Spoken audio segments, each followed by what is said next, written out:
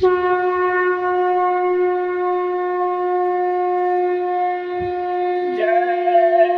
गुरुदेव। जय गुरुदेव। मनुष्य शरीर बड़ा अनमोल, सतगुरु मिले भेद दे खोल। मैं तो ऐसा सतगुरु पाया, मेरा रोम रोम हर्षाया।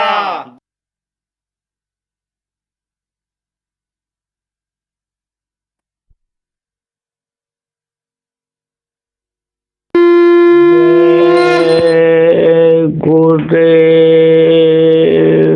सारा शब्द अंतर बसे, पाऊँ तेरा भेव। सुरत समाए शब्द में, परखूं जय गुरुदेव। जय गुरुदेव।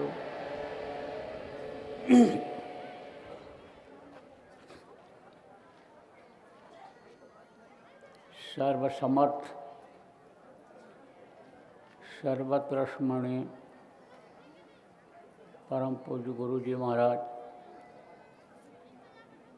उपस्थित सभी सत्संगी, साधक, सेवादार, कार्यकर्ता, धर्म प्रेमी, बच्चे एवं बच्चियों,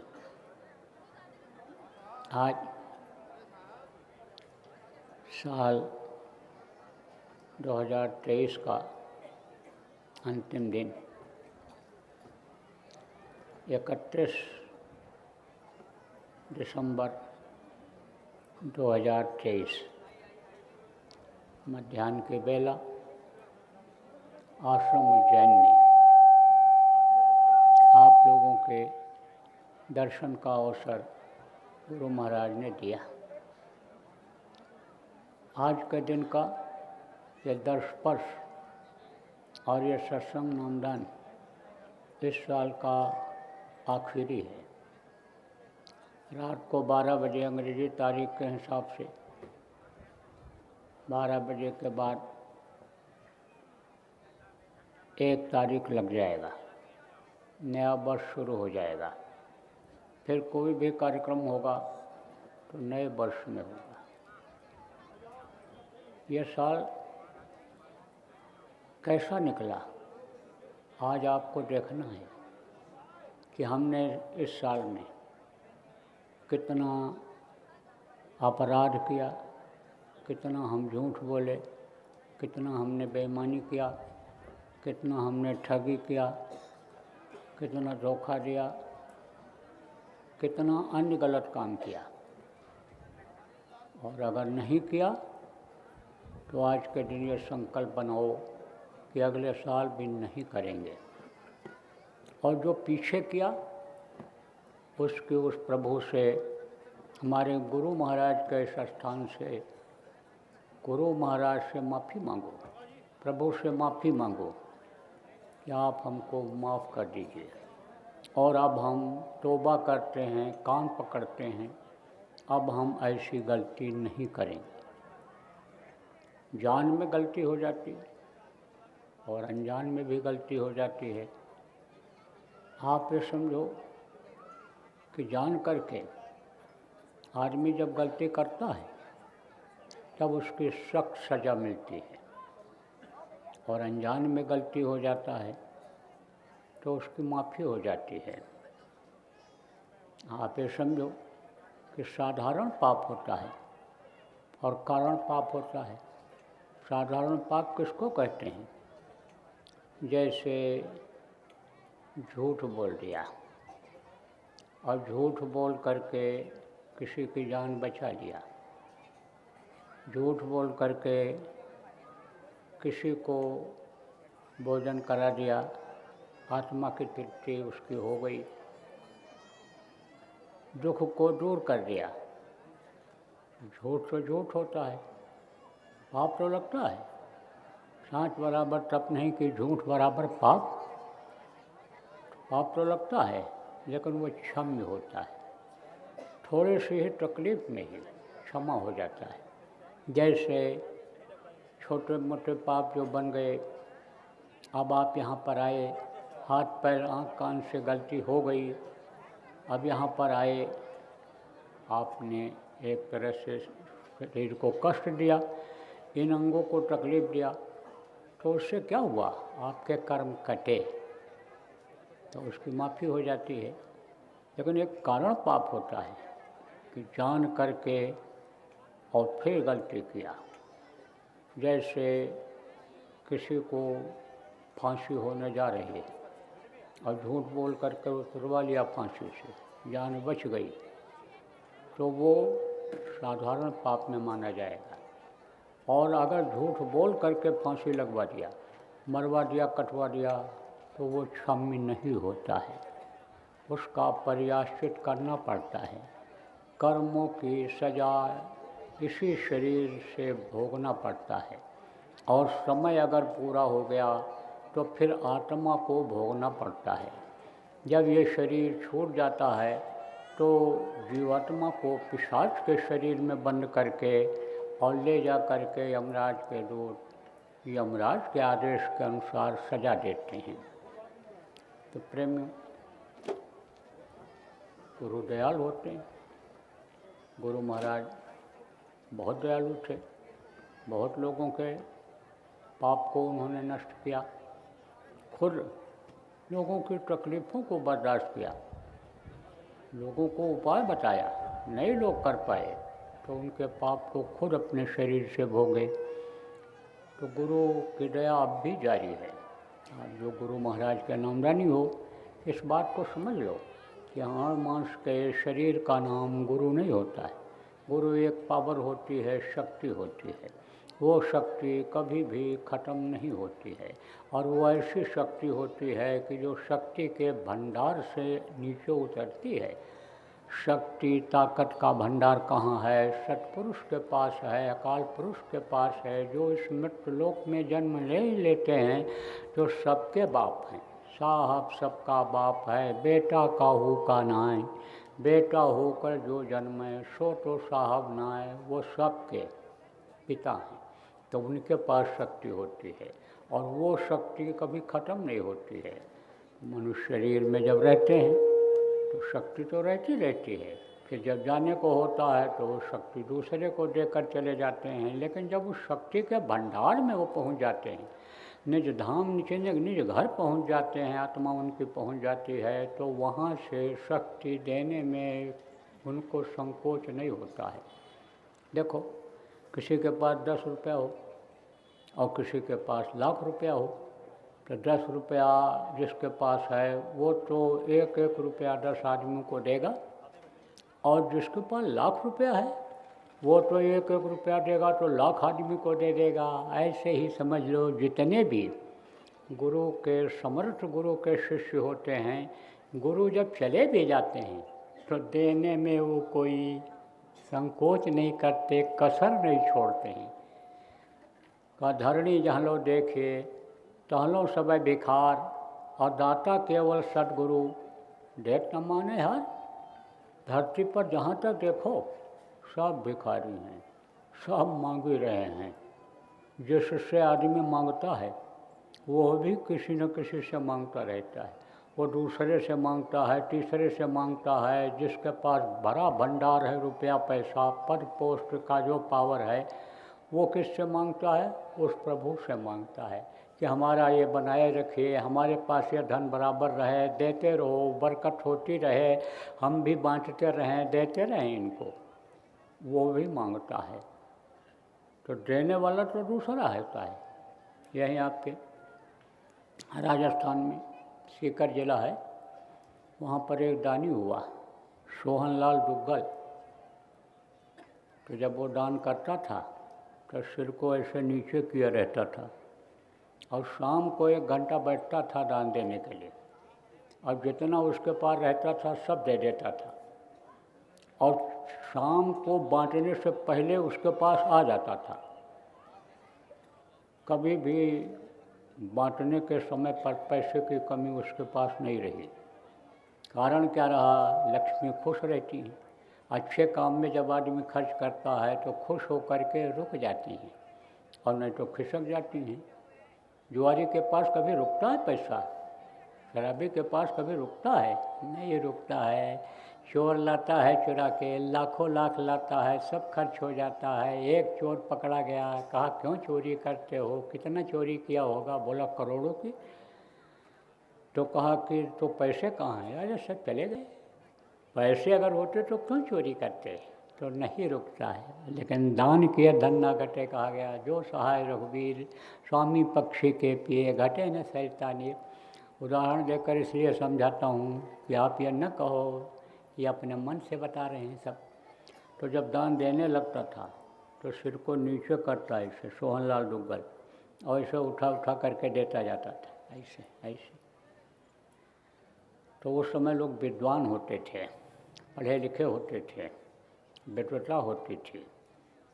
तो विद्वान एक आया तो उससे सवाल किया, कहा ऐसी देनी देन को कित सीखे हो सैन, जो जो कर ऊँचो उठे त्यों तो नीचो नहीं।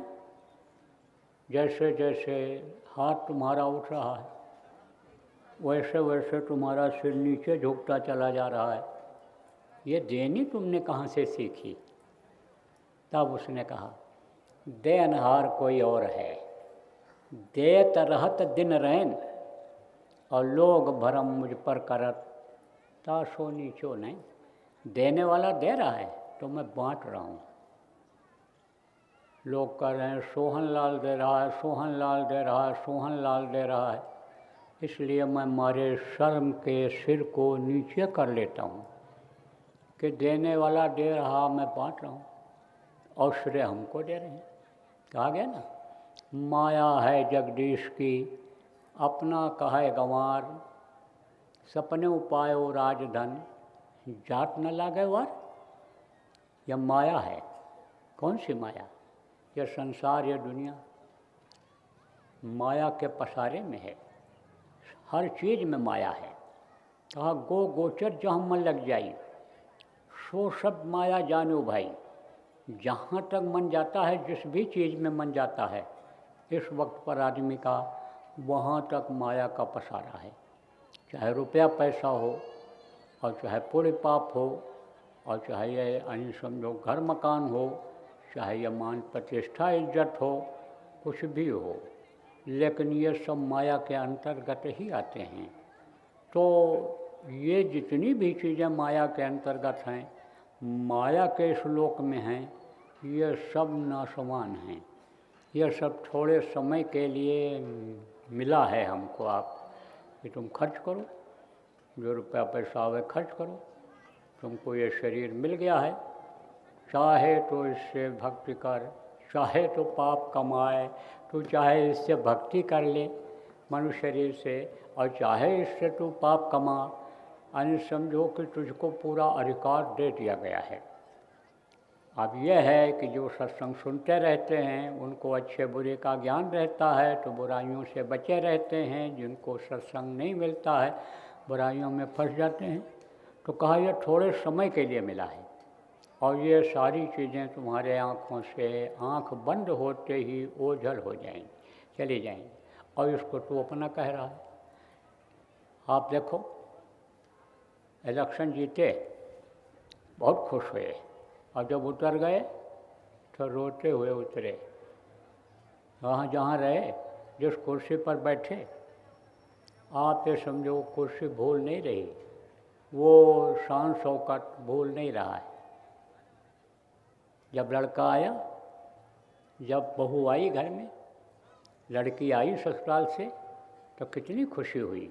और जिस दिन विदाई हुई उसी दिन रोना धोना दिन भर का लगा रहा। भोजन बनने में भी देर हो गई। कहते भैया का चेहरा, बिटिया का चेहरा भूलता ही नहीं है, क्या बताऊँ मैं। चली गई तो जिसने मिलन बनाया उसी ने बिछोह बना दिया। दोनों काम तो उसी ने किया। और जो जो आया, जो आए, अन्य समझो सो को जाना पड़ा।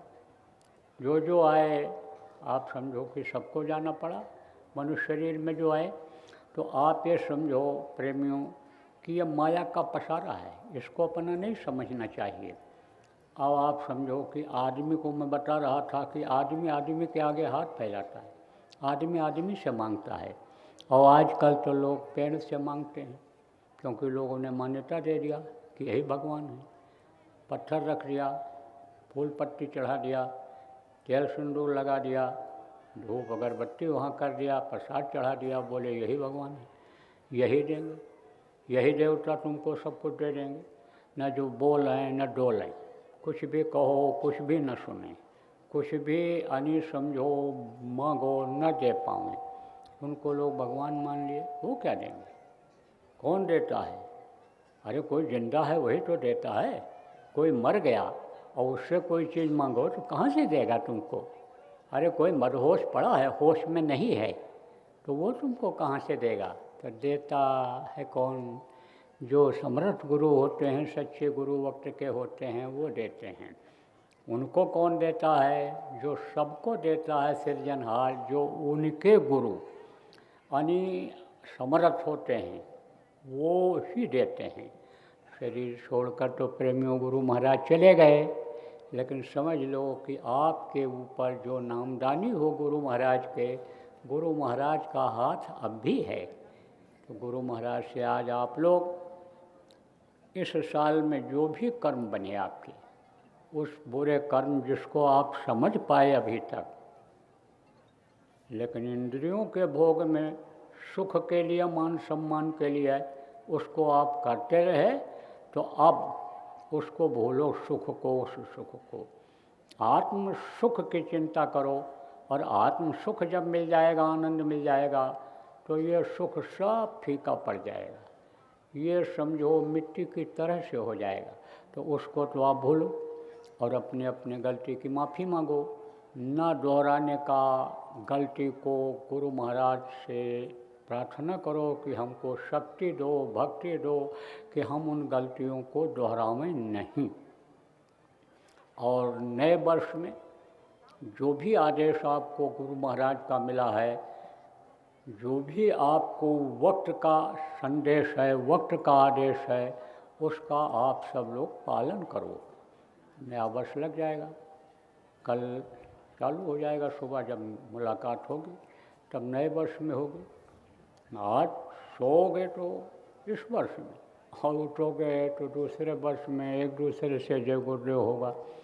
तो देखो, सुबह मैं आपको बता रहा था कि मनुष्य शरीर ये देव दुर्लभ शरीर है। देवता इसके लिए 24 घंटे प्रार्थना करते रहते हैं, 24 घंटे मांगते रहते हैं। नर समान नहीं कौनो दे, जीव चराचर जाचते हैं, इसको मांगते रहते हैं। तो बिल्कुल सत्य है, यह मुक्ति और मोक्ष का रास्ता उनमें नहीं है। पूरी छेड़ा मृत्यु लोक के पूरी छेड़ होता है, तो मृत्यु लोक में उनको भी मनुष्य शरीर में आना पड़ता है अपने आत्मा के कल्याण के लिए। अब एक चीज़ आपको ये भी बता दें, कोटि जन्म जब भटका खाया, तब यह न रतन दुर्लभ पाया। करोड़ों जन्मों में भटकने के बाद तब यह मनुष्य शरीर हमको आपको मिला है। अब यह दोबारा मिलने वाला भी नहीं है। अब की बार यह आपका दांव लग गया है। दांव किसको कहते हैं? जुआ खेलते हैं तो कहते हैं दांव लग गया, जीत गए। पहलवान कुश्ती लड़ता है तो कहता दांव लग गया तो पटक दिया। दौड़ ही ताकत का था, हट्टा कट्टा था, तंदुरुस्त था, लेकिन दांव लग गया तो पटक दिया। दांव तो ऐसा होता है कि ऐसे हमारे सामने की बात है, ऐसे उठा लिया कमज़ोर पहलवान को, तगड़ा पहलवान था, तंदुरुस्त, उठा लिया एकदम, पटकने जा रहा था, लेकिन वो ऐसे बिल्कुल लिपट गया, ऐसे गले में ऐसे चिपका लिया उसको, और यहीं घुटने के पास ऐसे जो पैर की दोनों उंगलियों के बीच की जो जगह है अंगूठे की और वो लंबी वाली, उसी से ऐसे दबाया नस को, बस कि एकदम गिर गया, चित हो गया।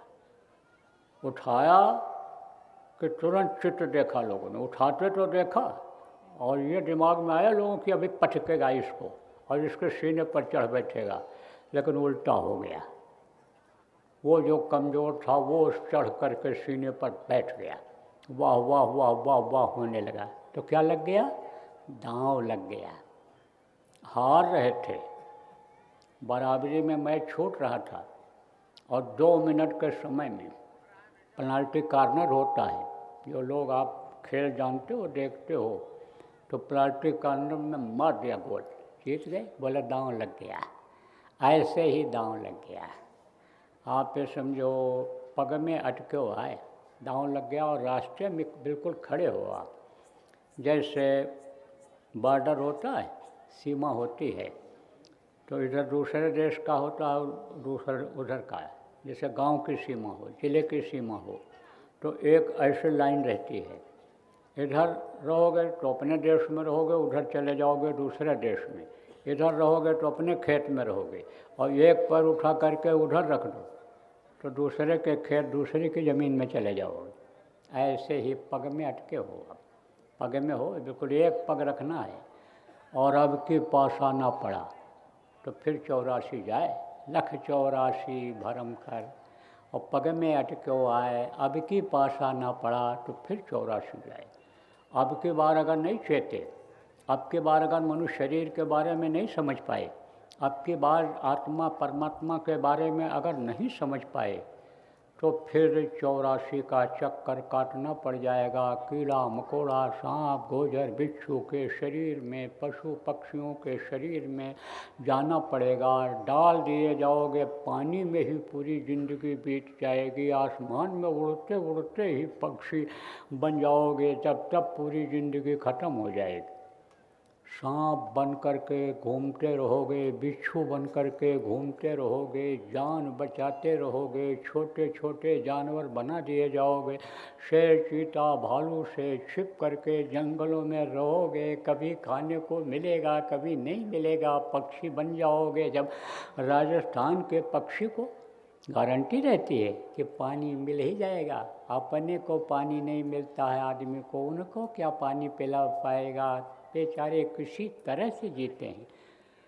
कुत्तों को देखो, पानी जब नहीं मिलता है तो ऐसे जीभ निकालते हैं, ऐसा ऐसा ऐसा ऐसा फिर मुंह में लेते हैं, यानी हवा की नमी से पानी लेते हैं, किसी तरह जिंदा रहते हैं। तो इन योनियों में जाना पड़ता है। तो आप समझ लो कि देव दुर्लभ शरीर है, दोबारा फिर मिलने वाला नहीं है, और बड़े मुश्किल से यह तैयार होता है। देखो और योनियों में जो बच्चे होते हैं वो जल्दी तैयार हो जाते हैं, 2 महीना 3 महीना में तैयार हो जाते हैं। कुछ ऐसे भी देखो हैं कि तुरंत पैदा हुए, उन्हीं से पैदा हो जाते हैं। जैसे देखो कीड़े हैं, बरसात में पतंगे उड़ते हैं, तो देखो 1 से 2 4 आए और उसके बाद पूरा आ जाते हैं। वो पैदा होते हैं और फिर मर जाते हैं। थोड़ी देर के बाद नीचे देखो ऐसे पड़े हुए दिखाई पड़ते हैं, ढेर लगी हुई होती है, झाड़ू से साफ करना पड़ता है, तो तुरंत मरते हैं, तुरंत पैदा होते हैं। कुछ ऐसे भी होते हैं।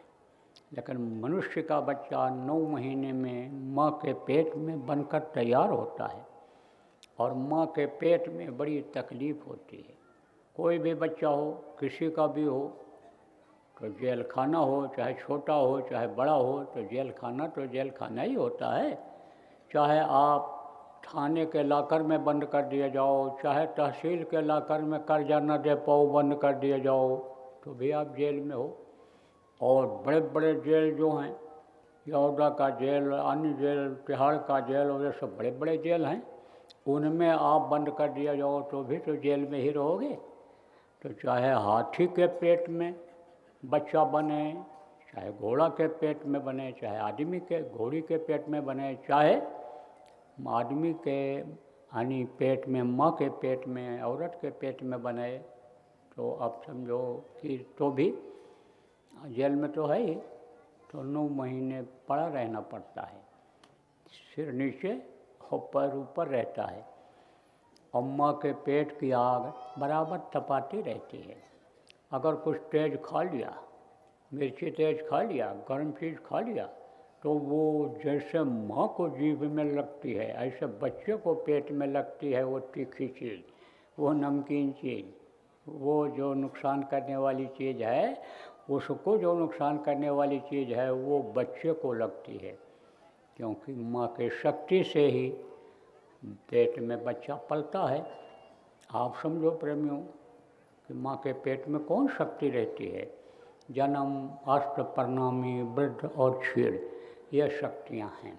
ये कहाँ रहती हैं? ये यहीं पर जहाँ जीवात्मा बैठी हुई है वहीं पर रहती हैं। वही इस शरीर का यानी समझो इस शरीर को, पिंड को बनाती हैं। माँ की वो शक्ति पिंड तैयार करती है।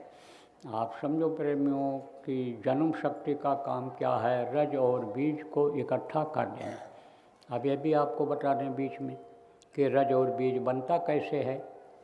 ये सब बनता है प्रकृति से। प्रकृति में क्या चीज़ें हैं?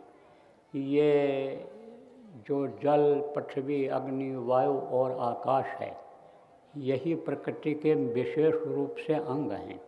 और इन्हीं से ये पेड़ पौधा या पत्थर और ये पानी और ये सब इन्हीं से बनता है, इन्हीं चीज़ों से बनता है। और ये किससे बनते हैं? ये शब्द से बनते हैं। शब्द किसको कहते हैं? आवाज़ को कहते हैं। तो सबसे पहले शब्द ही उतरता है। कहाँ से उतरा यह भी आपको बता दें।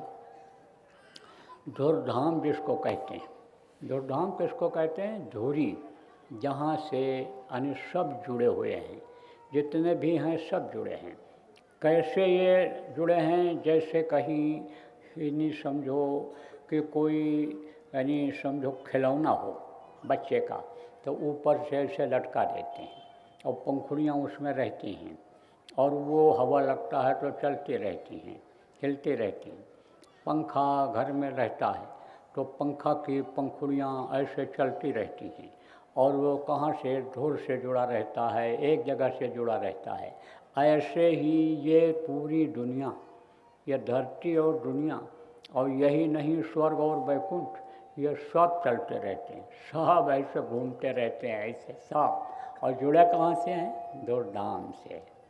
धुरधाम के वासी अविनाशी वहाँ से जुड़े हुए हैं, अविनाशी से जुड़े हुए हैं, जिनका नाश नहीं होता है, जो हमेशा रहते हैं। बाकी ये नीचे की चीज़ें, ये दुनिया की चीज़ें, ये नाशवान हैं, यह हमेशा स्थिर नहीं रहती हैं, यह परिवर्तनशील हैं।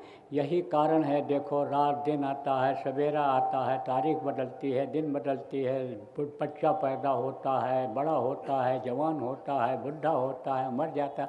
यहाँ सब परिवर्तनशील है और वो कभी भी नहीं बदलता। जो धुर है वो कभी भी नहीं बदलता है। तो वहीं से ये सब जुड़े हुए हैं। तो वहीं से शब्द उतरा। शब्दों का यानी समझो जीवात्माओं का भंडार वहाँ है। आप ये समझो कि यानी समझो अगम लोक यानी उसके नीचे है, अलख लोक उसके नीचे है, और वो अनामी धाम सबसे बड़ा है। उसका कोई नाप तोल नहीं है, उसके यानी लंबाई चौड़ाई गहराई की कोई गिनती ही नहीं है। तो समझो आपकी वहीं से ये शब्द उतरा, उसकी मौज हो गई कि हम नीचे रचना का विस्तार करें। तो मौज जब हुई तब हिलोर पैदा हुआ। हिलोर किसको कहते हैं? कोई जैसे पानी रखा हुआ है, परात में रखा हुआ है, टब में रखा हुआ है, और उसको हिला दो ऐसे, तो हिलाने पर वो बाहर निकलता है, ऐसे हिलोर उठती है। हिलोर जब तेज़ हो जाती है समुद्र में तो देखो लहरें बड़ी तेज़ हो जाती हैं, दूर जा कर के गिरती हैं, पानी बढ़ जाता है समुद्र में जहाँ सूखा रहता है। पूर्णिमा के दिन या ज्वार भाटा जिसको कहते हैं जब आता है तो भर जाता है पानी पूरा। ऐसे ही हिलोर उठी। तो हिलोर जब उठी तो ये समझो कि आत्माएं नीचे गिर गईं उससे। तो जहाँ पर ये गिरी वहीं पर स्थिर हो गई। क्योंकि आप देखो कोई चीज़ जब नीचे गिर जाता है तब ऊपर वो नहीं जा सकता है, और जाएगा भी तो युक्ति उपाय से जाएगा। कैसे ये भी आपको बता दें। जैसे बूंदें नीचे गिर जाती हैं, और बूंदें जब गिर जाती हैं पहाड़ों पर तो वो पत्थर हो जाती हैं, बर्फ़ बन जाता है। अब बर्फ़ उड़कर नहीं जा सकता, लेकिन बर्फ़ को आप गर्म करोगे तो पानी बनेगा, पानी को और ज़्यादा गर्म करोगे तो फिर वो भाप बनेगा, वाष्प जिसको कहते हैं, और उड़ कर के जब ऊपर जाएगा तो ऊपर में क्या होता है, ठंडी होती है। जैसे इस ज़मीन पर भी देखो, जहाँ ऊंचाई है, पहाड़ हैं, वहाँ ठंडी ज़्यादा होती है, तो ऊपर तो ठंडा ही है। तो जब ऊपर जाती है ये वाष्प, तब वहाँ से फिर बूंदें बन करके नीचे गिरती हैं। तो जो चीज़ गिर जाती है वो युक्ति से ही जाती है। तो उसी वहाँ से क्या उतरा था, शब्द ही हुई थी, एक तेज आवाज़ हुई थी, तेज आवाज़ के साथ ये जीवात्माएँ उतरी थी। तो उसी से आपका अलख लोक, अगम लोक बना, सतलोक बना। और सतलोक से यानी समझो कि इधर कुछ यानी समझो आत्माओं को उन्होंने नीचे उतारा, जिनको यानी समझो सतपुरुष का सुत कहा गया, 16 सुत कहा गया। उनमें सबसे छोटे जिनको काल भगवान ईश्वर कहा गया, यानी खुदा लोगों ने कहा, गॉड कहा, जिन्होंने ये दुनिया संसार बनाया, जिनको लोगों ने यानी सच्चिदानंद कहा, जिनको लोगों ने त्रिलोकीनाथ कहा, जिनको लोगों ने ज्योति नारायण कहा, वो तपस्या करके जीवात्माओं को मांगे थे। बहुत तपस्या किया था उन्होंने, पिता ने खुश होकर के दे दिया। इन्होंने राज्य मांगा उनके जैसा, तो उन्होंने दे दिया था। तो उसी से इन्होंने आज्ञा के संपर्क से ब्रह्मा विष्णु महेश को बनाया, और ब्रह्मा विष्णु और 33 उन्होंने फिर इन लोगों ने फिर 33 करोड़ दुर्गा, 10 करोड़ शंभु बनाए, और ये अंडज पिंडज युक्मज स्थावर और ये चीज़ें बनाई इन्होंने इन लोगों ने बनाया। किससे बनाया? शब्द से बनाया, आवाज़ से ही बनाया। आवाज़ ही सुनाई पड़ी थी। ये वेदवाणी जो आप कहते हो, वेद आवाज़ ही सुनाई पड़ी थी। जो आवाज़ सुनाई पड़ी ब्रह्मा को, यानी समझो ब्रह्म की आवाज़ उनको ब्रह्मलोक से सुनाई पड़ी।